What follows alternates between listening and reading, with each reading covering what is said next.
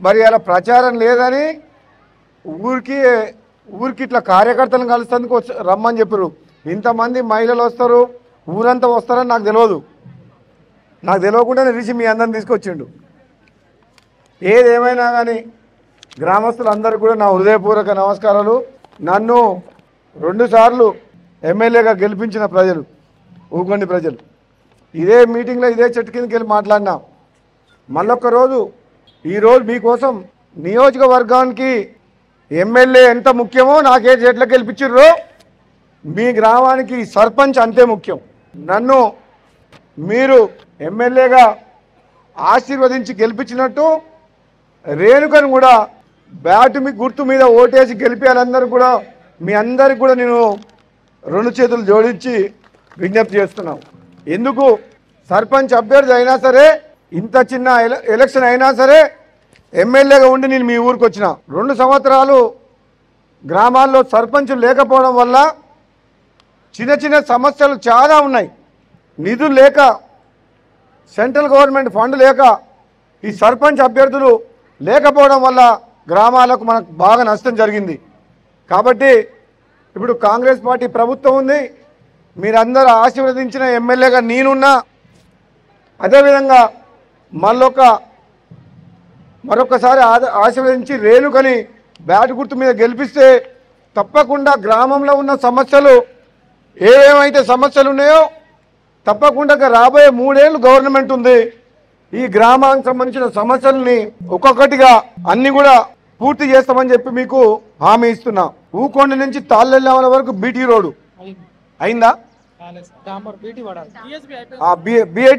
BT road అవుతుంది. దాన్ని 3.5 మీటర్ల నుంచి 7.5 చేసినాం కదా. అంత ముందుకు నేను గెలిచే నాడికే దాని వెడల్పు తక్కువ ఉండే. ఎదురుగా బండి వస్తే ట్రాక్టర్ వచ్చినా, లారీ వచ్చినా, బస్సు వచ్చినా పోరాదు.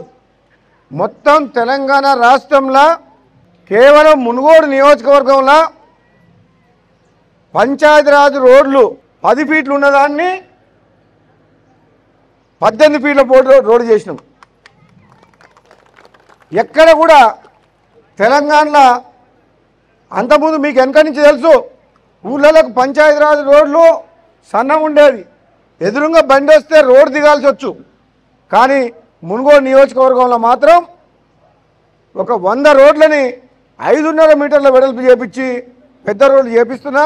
మీకు ఆలస్యం అయినా సరే ఈ రోడ్డు త్వరలోనే పెద్ద రోడ్డు, వెడల్పైన రోడ్డు మీకు ఊకొండ నుంచి తాళ్ళెల్ల వరకు కంప్లీట్ అయిపోతుంది. అదేవిధంగా పులిపల్లి వరకు కూడా బీటీ రోడ్ అంతే వెడల్పుతోటి. ఉదయ సముద్రం కాలువ కూడా పని మొదలైంది, నడుస్తుంది. ఈసారి ఉదయ సముద్రం కాలువల చెరువు నిన్నది. రాబోయే రోజుల్లో కాలువలు కూడా కంప్లీట్ చేపిస్తాం. అదేవిధంగా ఊకొండ నుంచి ఎలికట్టే వరకు మట్టి తప్పకుండా పోయిస్తాము. శివాలయం దగ్గర అంగన్వాడీ కేంద్రం కూడా ఏర్పాటు చేస్తామని చెప్తున్నాం. ఏదేమైనా గ్రామస్తులందరూ కూడా ఒక మాట, ప్రభుత్వం వచ్చిన తర్వాత మన సర్పంచులు లేకపోవడం వల్ల గ్రామాల్లో అభివృద్ధి కుంటుపడ్డది. ఈ రిజర్వేషన్ల పేరు మీద ఎన్నికలు ఆలస్యం అయినాయి. అది రిజర్వేషన్ అంశం ఇది కోర్టులో ఉన్నది. కోర్టు జడ్జిమెంట్ వచ్చే లోపల ఇంకా లేట్ అవుతుంది. కాబట్టి ఏది ఏమైనా గ్రామాల్లో అభివృద్ధి ఆగిపోవద్దు. ప్రజలు అవస్థలు పడుతుర్రు. సర్పంచ్ ఎన్నికలు పెట్టాలని చెప్పి ప్రభుత్వం నిర్ణయం తీసుకొని సర్పంచ్ ఎన్నికలు పెట్టడం జరిగింది.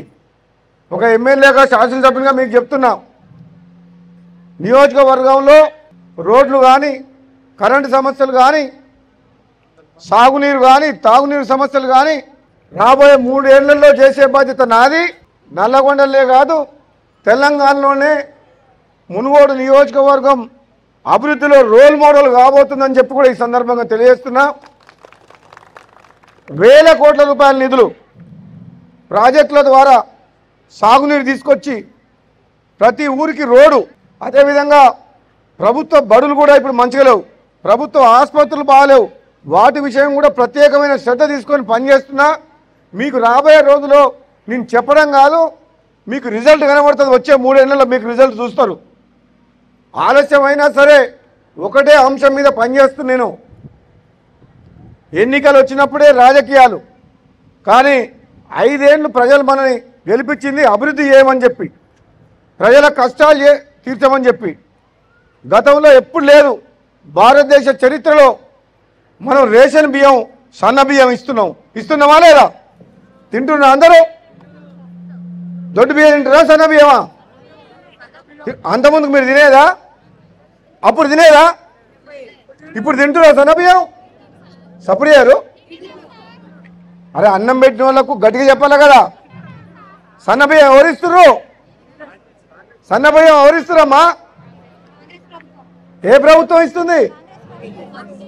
ఇస్తుందా? అంతమందికి ఇచ్చిన బియ్యం అమ్ముకునేటోళ్ళు ఇప్పుడు అమ్ముకుంటారా, వండుకొని తింటుర్రా?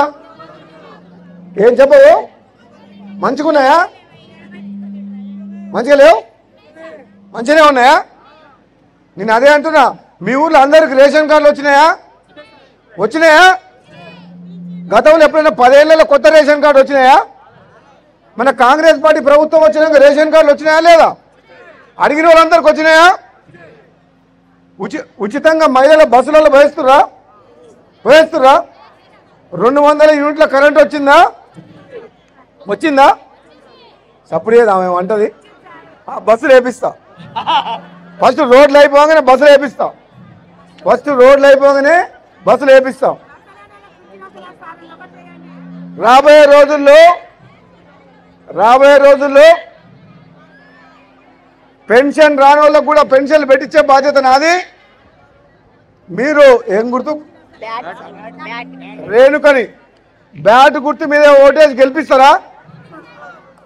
ఇంకా 3 ఏళ్ళు ప్రభుత్వం ఉంది. ఎన్ని రోజులు ఉంది? సప్పుడు టిఫిన్ చేసి రాలేదా? చేసిరా? ఎన్ని ఏళ్ళు ఉంది ప్రభుత్వం? ఎవరిని గెలిపిస్తారు మరి? ఎవరిని గెలిపిస్తారు? మీ గ్రామ అభివృద్ధి చెందుతుంది? ఎవరిని గెలిపిస్తే మీకు డెవలప్మెంట్ అవుతుంది? పెన్షన్ రావాలన్నా, డెవలప్మెంట్ కావాలన్నా, మీ గ్రామం అభివృద్ధి చెందాలన్నా, మీ ఊర్లు డెవలప్మెంట్ కావాలన్నా నేను ఎమ్మెల్యేగా చెప్తున్నా, రేణుకని ఏం గుర్తు? చూస్తున్నా? అందరూ చూస్తున్నా?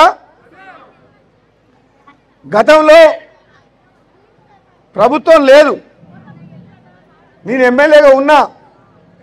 అప్పుడు ప్రభుత్వం సహకరించకపోయినా సరే నేను కొట్లాడినా మీ అందరి తరఫున. ఇప్పుడు చెప్తున్నా, ప్రభుత్వం ఉంది, సర్పంచ్ని గెలిపియండి, అభివృద్ధి చేసే బాధ్యత నాది. చేస్తారా? అందరు చేయలేవట్రు మరి? ఆడ కూర్చున్న వాళ్ళందరూ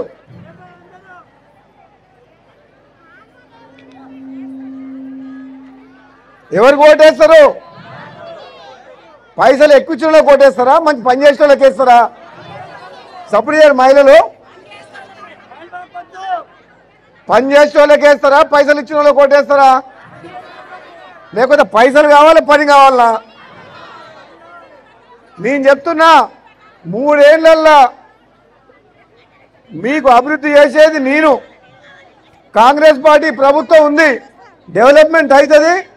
మీరు బ్యాట్ గుర్తు మీద ఓటేసి గెలిపిస్తారా? Thank you.